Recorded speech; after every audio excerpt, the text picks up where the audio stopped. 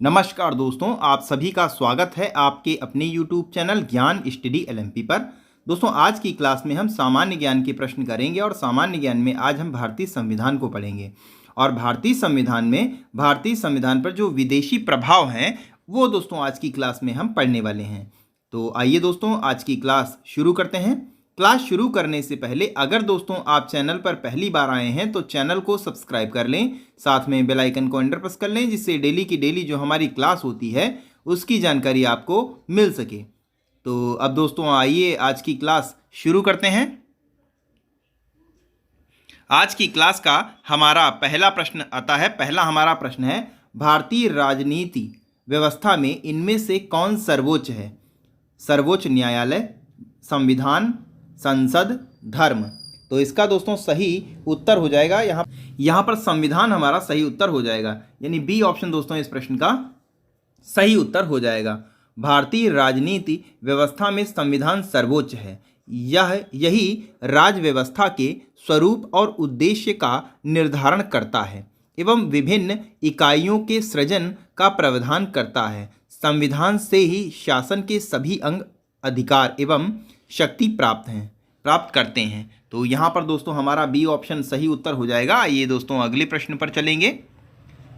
अगला दोस्तों 2 नंबर का हमारा प्रश्न आ जाता है, भारत की संविधान में उद्देशिका का विचार लिया गया है। कहाँ से लिया गया है दोस्तों आपको बताना है। इटली के संविधान से, कनाडा के संविधान से, फ्रांस के संविधान से, USA के संविधान से। तो इसका दोस्तों सही उत्तर हो जाएगा USA के संविधान से। तो यहाँ पर दोस्तों हमारा डी ऑप्शन सही उत्तर हो जाएगा। डी ऑप्शन यहाँ पर हमारा सही हो जाता है। भारत के संविधान में उद्देशिका का विचार संयुक्त राज्य अमेरिका के संविधान से लिया गया है, जबकि उद्देशिका की भाषा की अगर बात कर ली जाए तो वो ऑस्ट्रेलिया के संविधान से ली गई है। तो यहाँ पर डी ऑप्शन हमारा सही उत्तर हो जाता है। आइए दोस्तों अगले प्रश्न पर चलेंगे। अगला दोस्तों हमारा 3 नंबर का प्रश्न आ जाता है, भारत में न्यायिक पुनरीक्षण की संकल्पना निम्नांकित देश के संविधान से ली गई। किस देश से ली गई है आपको बताना है। यूनाइटेड किंगडम, संयुक्त राज्य अमेरिका, USSR, ऑस्ट्रेलिया। तो न्यायिक पुनरीक्षण की संकल्पना ली गई है संयुक्त राज्य अमेरिका से। तो यहाँ पर बी ऑप्शन हमारा सही उत्तर हो जाता है। बी ऑप्शन यहाँ पर हमारा सही हो जाएगा। भारत में न्यायिक पुनरीक्षण की संकल्पना संयुक्त राज्य अमेरिका के संविधान से ली गई है। इसका आशय है कि सर्वोच्च न्यायालय विधानों एवं आदेशों का न्यायिक पुनर्विलोकन कर सकती है तथा उन विधानों एवं आदेशों को शून्य घोषित कर सकता है जो संविधान के प्रावधानों का उल्लंघन करते हैं। तो इस प्रकार दोस्तों यहाँ पर हमारा बी ऑप्शन सही उत्तर हो जाएगा। ये दोस्तों अगले प्रश्न पर चलेंगे। अगला दोस्तों 4 नंबर का हमारा प्रश्न आ जाता है, भारत की संघात्मक व्यवस्था निम्नलिखित में से किस देश से संबंधित है? कनाडा, यूनाइटेड किंगडम, संयुक्त राज्य अमेरिका, आयरलैंड। तो ये इसका संबंध है कनाडा से। तो यहाँ पर दोस्तों हमारा ए ऑप्शन सही हो जाएगा। ए ऑप्शन इस प्रश्न का सही उत्तर हो जाता है। भारत में संघात्मक व्यवस्था भारतीय संविधान में कनाडा के संविधान से ली गई है। तो इस प्रकार दोस्तों यहाँ पर ए ऑप्शन हमारा सही हो जाएगा। आइए अगले प्रश्न पर चलेंगे। अगला दोस्तों 5 नंबर का हमारा प्रश्न आ जाता है, भारतीय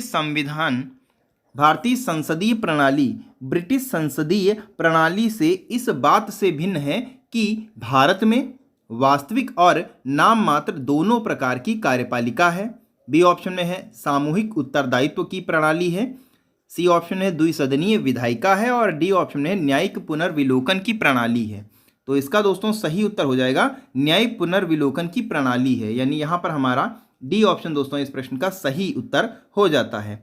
भारतीय संसदीय प्रणाली में न्यायिक पुनर्विलोकन की प्रणाली है, जबकि ब्रिटेन में यह लागू नहीं है। इस अर्थ में भारतीय संसदीय प्रणाली ब्रिटेन से भिन्न है। इसके अतिरिक्त वास्तविक एवं नाम मात्र की कार्यपालिका, सामूहिक उत्तरदायित्व तथा द्विसदनीय विधायिका भारत और ब्रिटेन दोनों के संसदीय प्रणालियों में लागू हैं। तो यहाँ पर दोस्तों हमारा डी ऑप्शन सही उत्तर हो जाता है। आइए दोस्तों अगले प्रश्न पर चलते हैं। अगला दोस्तों अब 6 नंबर का हमारा प्रश्न आ जाता है, न्यायिक पुनर्विलोकन की व्याख्या है केवल भारत में, केवल USA में, भारत और USA में, केवल UK में। तो इस प्रश्न का दोस्तों सही उत्तर हो जाएगा यहाँ पर दोस्तों सही उत्तर हो जाएगा भारत और यूएसए में। तो इस प्रकार दोस्तों यहाँ पर हमारा सी ऑप्शन दोस्तों इस प्रश्न का सही उत्तर हो जाएगा। न्यायिक पुनर्विलोकन की व्यवस्था भारत और यूएसए के दोनों में सम्मिलित है। भारतीय संविधान में न्यायिक पुनर्विलोकन की संकल्पना यूएसए के संविधान से ही ली गई है। इसका अर्थ है कि सर्वोच्च न्यायालय उन विधानों एवं आदेशों को शून्य घोषित कर सकता है जो संविधान के प्रावधानों का उल्लंघन करते हैं। तो इस प्रकार दोस्तों सी ऑप्शन इस प्रश्न का सही उत्तर हो जाता है। आइए अगले प्रश्न पर चलेंगे। अगला दोस्तों हमारा 7 नंबर का प्रश्न आ जाता है, निम्नलिखित में से कौन सा लक्षण भारतीय परिसंघ और अमेरिकी परिसंघ में समान रूप से पाया जाता है। ऑप्शन है आपके, एक ही नागरिकता, संविधान में 3 सूचियां, न्यायपालिका की द्वैधता, और डी ऑप्शन है संविधान के निर्वाचन के लिए परिसंघीय। तो इस प्रकार इसमें दोस्तों सही उत्तर हो जाएगा यहाँ पर हमारा परिसंघीय उच्चतम न्यायालय दोस्तों यहाँ पर आगे दिया हुआ है। तो इसमें दोस्तों सही उत्तर हो जाएगा ऑप्शन डी, यहाँ पर हमारा सही भी हो जाता है। संविधान के निर्वाचन के लिए परिसंघीय उच्चतम न्यायालय यहाँ पर हमारा सही उत्तर हो जाएगा, यानी डी ऑप्शन दोस्तों इस प्रश्न का सही उत्तर हो जाएगा। संविधान के निर्वाचन के लिए परिसंघीय उच्चतम न्यायालय भारत एवं अमेरिका में समान रूप से पाई जाती हैं। अन्य लक्षण दोनों देशों में समान नहीं है। एकल नागरिकता, संविधान की 3 सूचियां भारत में पाई जाती हैं, जबकि अमेरिका में दोहरी नागरिकता है। अमेरिका में न्यायपालिका की द्वैधता है, जबकि भारत में एकल न्यायपालिका है। तो इस प्रकार दोस्तों यहाँ पर हमारा डी ऑप्शन सही उत्तर हो जाएगा। ये अगले प्रश्न पर चलेंगे।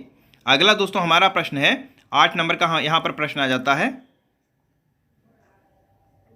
निम्नलिखित में से कौन सा कथन सत्य है। ऑप्शन है आपके, संयुक्त राज्य अमेरिका में सरकार की संघीय प्रणाली है।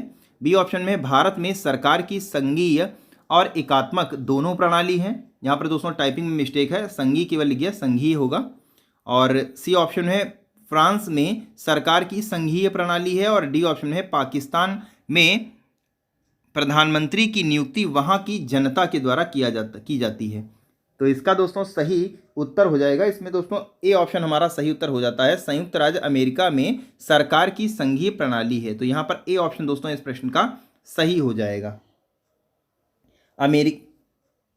अमेरिका के संविधान में संघीय प्रणाली स्पष्ट उल्लेख है। भारत के संविधान में भारत को राज्यों का संघ बताया गया है, किंतु संविधान के कतिपय प्रावधान राज्यों की अपेक्षा केंद्र को ज़्यादा शक्तिशाली बनाने पर जोर देते हैं। इससे कुछ विद्वान भारत के संविधान को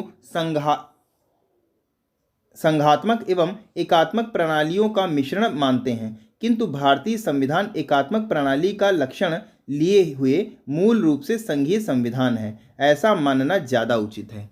तो इस प्रकार दोस्तों यहाँ पर ए ऑप्शन हमारा सही उत्तर हो जाता है। आइए अगले प्रश्न पर चलेंगे। अगला दोस्तों 9 नंबर का हमारा प्रश्न आ जाता है, भारत के संविधान में सम्मिलित समवर्ती सूची किस देश की देन है। सोवियत संघ, ऑस्ट्रेलिया, इटली, कनाडा। तो इस प्रश्न का दोस्तों सही उत्तर हो जाएगा, यहाँ पर दोस्तों हमारा बी ऑप्शन सही उत्तर हो जाएगा, ऑस्ट्रेलिया। भारत के संविधान में समवर्ती सूची को ऑस्ट्रेलिया के संविधान से लिया गया है। इस सूची में ऐसे विषय शामिल हैं जिन पर केंद्र एवं राज्य दोनों को कानून बनाने का अधिकार है। इसे 7वीं अनुसूची में शामिल किया गया है। तो इस प्रकार दोस्तों यहाँ पर बी ऑप्शन हमारा सही उत्तर हो जाता है। आइए दोस्तों अगले प्रश्न पर चलेंगे। अगला दोस्तों 10 नंबर का हमारा प्रश्न आ जाता है, भारतीय संविधान में राज्य के नीति निर्देशक तत्वों की संकल्पना किस देश के संविधान पर आधारित है। France, Ireland, Japan, USSR. तो इसका दोस्तों सही उत्तर हो जाएगा आयरलैंड, यहाँ पर हमारा सही उत्तर हो जाएगा, यानी यहाँ पर हमारा बी ऑप्शन दोस्तों सही उत्तर हो जाता है। भारतीय संविधान में राज्य के नीति निर्देशक तत्वों की संकल्पना आयरलैंड के संविधान पर आधारित है और संविधान में इसे भाग 4 में अनुच्छेद 36 से लेकर 51 तक उपबंधित किया गया है। तो इस प्रकार दोस्तों यहाँ पर हमारा बी ऑप्शन सही उत्तर हो जाएगा। यहाँ पर आप लिख सकते हैं 36 से लेकर 51 तक। आइए दोस्तों अगले प्रश्न पर चलेंगे। अगला दोस्तों हमारा 11 नंबर का प्रश्न आ जाता है, राज्यसभा के गठन में प्रतिभा, अनुभव एवं सेवा को प्रतिनिधित्व देने में भारतीय संविधान निर्माता निम्नांकित उदाहरण से प्रभावित हुए थे। आयरिश गणतंत्र, कनाडा, संयुक्त राज्य अमेरिका, ऑस्ट्रेलिया। तो इसका दोस्तों सही उत्तर हो जाएगा आयरिश गणतंत्र, यहाँ पर हमारा सही उत्तर हो जाएगा। ए ऑप्शन दोस्तों यहाँ पर हमारा सही हो जाएगा। राज्यसभा के गठन में प्रतिभा, अनुभव एवं सेवा को प्रतिनिधित्व देने में भारतीय संविधान निर्माता आयरिश यानी आयरलैंड के संविधान से प्रभावित हुए थे। तो यहाँ पर दोस्तों ए ऑप्शन हमारा सही उत्तर हो जाता है। आइए अगले प्रश्न पर चलेंगे। अगला दोस्तों हमारा 12 नंबर का प्रश्न आ जाता है, भारतीय संविधान में मौलिक कर्तव्यों का विचार लिया गया है। कहाँ से लिया गया है? अमेरिका के संविधान से, ब्रिटिश संविधान से, रूस के संविधान से, फ्रांस के संविधान से। तो इसका दोस्तों सही उत्तर हो जाएगा, इसमें दोस्तों सही उत्तर हो जाएगा रूस के संविधान से, यानी यहाँ पर हमारा बी ऑप्शन, सी ऑप्शन दोस्तों सही उत्तर हो जाएगा। यहाँ पर टाइपिंग गलत है, ये सी ऑप्शन में दिया हुआ है। सी ऑप्शन दोस्तों यहाँ पर सही उत्तर हो जाता है। मूल कर्तव्य, मौलिक कर्तव्यों की बात की गई है। मूल कर्तव्य 51A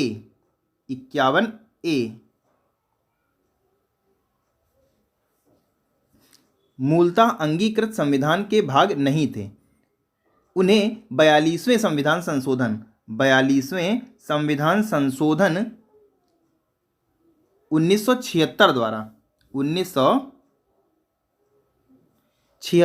द्वारा सम्मिलित किया गया। ये मूल कर्तव्य पूर्व सोवियत संघ के संविधान यानी रूस के संविधान से लिए गए थे।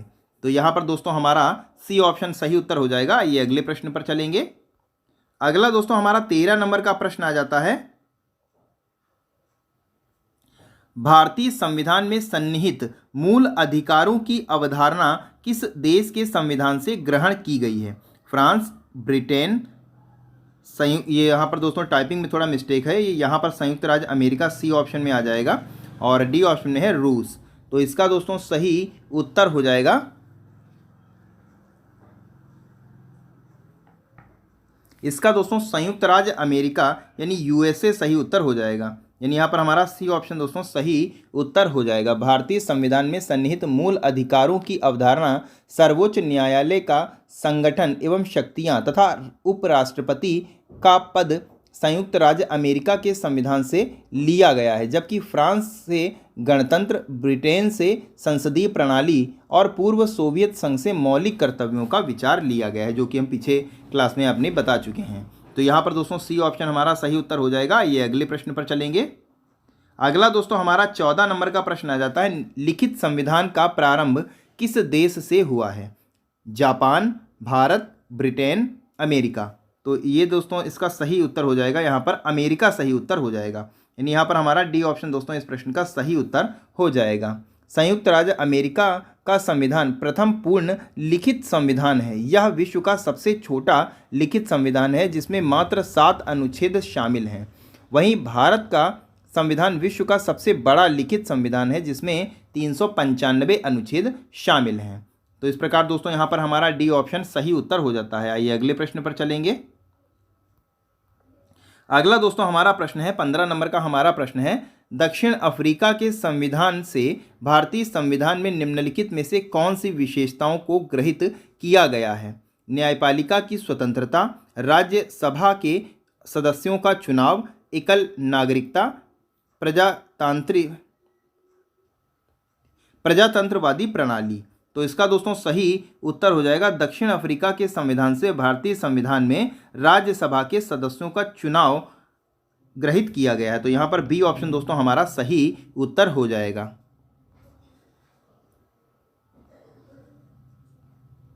अब दोस्तों यहाँ से हम एक सारणी बना के लाए हैं। आप यहाँ से देख सकते हैं किस देश के संविधान से क्या क्या लिया गया है। आप यहाँ से देख सकते हैं।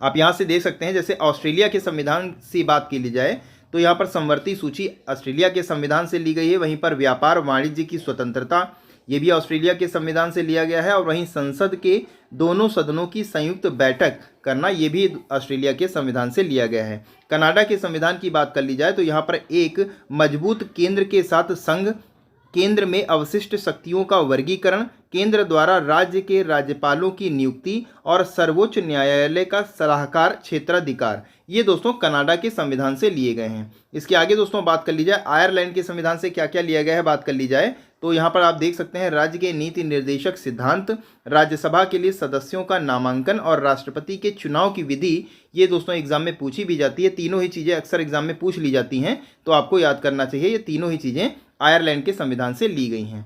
आगे दोस्तों चलेंगे, आगे देखेंगे। आगे जापान के संविधान से क्या लिया गया है, आप यहाँ पर देख सकते हैं। जापान के संविधान से विधि द्वारा स्थापित प्रक्रिया जो है वो जापान के संविधान से ली गई है। वहीं रूस की बात कर ली जाए तो मौलिक कर्तव्य और प्रस्तावना में न्याय, सामाजिक, आर्थिक, राजनीतिक के आदर्श, ये दोस्तों रूस के संविधान से लिए गए हैं। वहीं यूनाइटेड किंगडम यूके की बात कर ली जाए तो यहाँ से संसदीय सरकार, कानून का शासन, विधीय प्रक्रिया, एकल नागरिकता, कैबिनेट प्रणाली, व्यवहारिक लेखन, संसदीय विशेषाधिकार और द्विसदन, ये दोस्तों यूनाइटेड किंगडम के संविधान से लिए गए हैं। वहीं आगे बात कर ली जाए संयुक्त राष्ट्र अमेरिका के संविधान से क्या क्या लिया गया है, इसकी बात कर ली जाए तो मौलिक अधिकार, ये संयुक्त राज्य अमेरिका के संविधान से लिए गए हैं। न्यायपालिका की स्वतंत्रता, न्यायिक समीक्षा, राष्ट्रपति पर महाभियोग, सुप्रीम कोर्ट और हाई कोर्ट के जजों को हटाया जाना और उपाध्यक्ष का पद, ये सभी अमेरिका के संविधान से लिए गए हैं।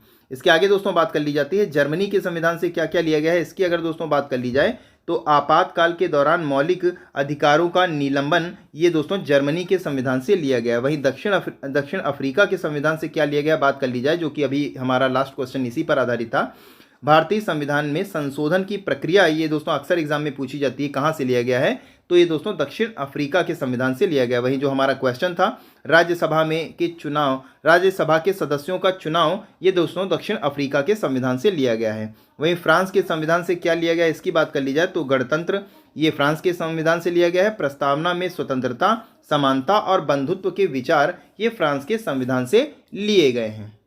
तो कैसी लगी दोस्तों आज की क्लास, आपको कमेंट करके बताना है। और अगर दोस्तों आज की क्लास अच्छी लगी हो तो वीडियो को लाइक करें और ज़्यादा से ज़्यादा शेयर करें। और अगर दोस्तों आप चैनल पर पहली बार आए हैं या अभी तक आपने चैनल को सब्सक्राइब नहीं किया है तो चैनल को सब्सक्राइब ज़रूर कर लें। और अगर किसी भी प्रश्न में कोई भी डाउट हो तो आप कमेंट बॉक्स में पूछ सकते हैं, आपके डाउट को क्लियर ज़रूर किया जाएगा। तो इसी के साथ दोस्तों फिर आज की क्लास हम यहीं पर समाप्त करेंगे, मिलेंगे अगली क्लास में। तब तक के लिए नमस्कार, जय हिंद, जय भारत।